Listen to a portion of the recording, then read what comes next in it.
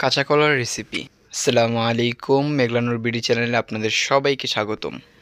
আবার আপনাদের মাঝে মজাদার একটি রেসিপি নিয়ে হাজির হলাম, ইলিশ মাছ দিয়ে কাঁচা কলার রেসিপি। আমার আজকের রেসিপি হলো ইলিশ মাছ দিয়ে কাঁচা কলা রান্নার রেসিপি। ভিডিওটি না টেনে পুরো রেসিপিটি দেখার অনুরোধ রইল। রান্নার জন্য আমি মাছ নিয়েছি হাফ কেজি। মাছটাকে আমি ধুয়ে ভালো করে কেটে নিয়েছি।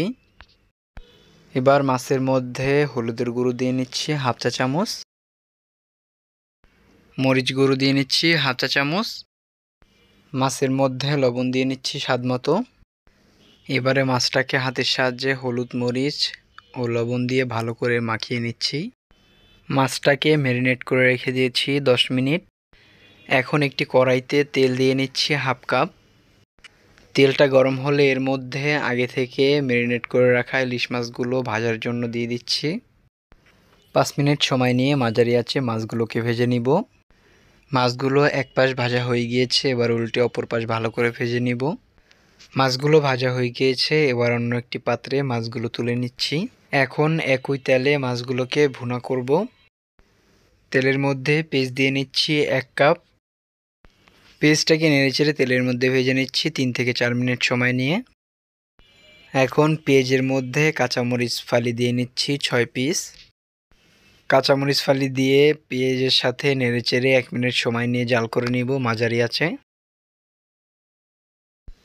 পেঁয়াজের মধ্যে লবণ দিয়ে নিচ্ছি স্বাদ মতো। পেঁয়াজ বাটা দিয়ে নিচ্ছি 1 টেবিল চামচ। তেলের মধ্যে আদা ও রসুন বাটা দিয়ে নিচ্ছি 1 টেবিল চামচ। পেঁয়াজের সাথে আদা রসুনটাকে কম আঁচে তেলের মধ্যে ভেজে নিব 3-4 মিনিট সময় নিয়ে।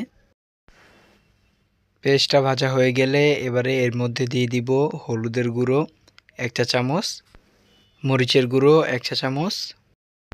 হলুদ ও মরিচের গুঁড়োটাকে কম আঁচে তেলের মধ্যে নেড়েচেড়ে ভেজে নিব 2-3 মিনিট সময় নিয়ে। মশলার মধ্যে ধনিয়া গুঁড়ো দিয়ে নিচ্ছি হাফ চা চামচ। এবারে সামান্য পানি দিয়ে মশলাটাকে কষিয়ে নিব 5 মিনিট সময় নিয়ে মাঝারি আঁচে।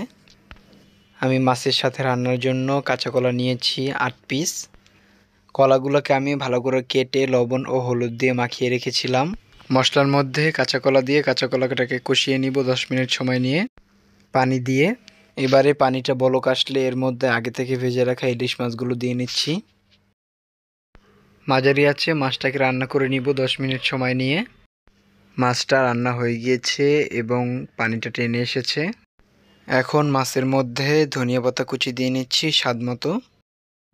1 মিনিট সময় নিয়ে মাছটাকে জাল করে নিচ্ছি। ঝোলটা মাখা মাখা হয়ে গিয়েছে এবং মাছটাও হয়ে গিয়েছে। তৈরি হয়ে গেল আমার মজাদার কাঁচা কলা দিয়ে ইলিশ মাছ রান্নার রেসিপি। এই রেসিপিটি ফলো করে আপনারা খুব সহজেই বাসায় বসে তৈরি করে নিতে পারবেন। এখন গরম গরম পরিবেশনের পালা। রেসিপিটি আপনাদের কেমন লেগেছে অবশ্যই কমেন্ট করে জানাতে ভুলবেন না।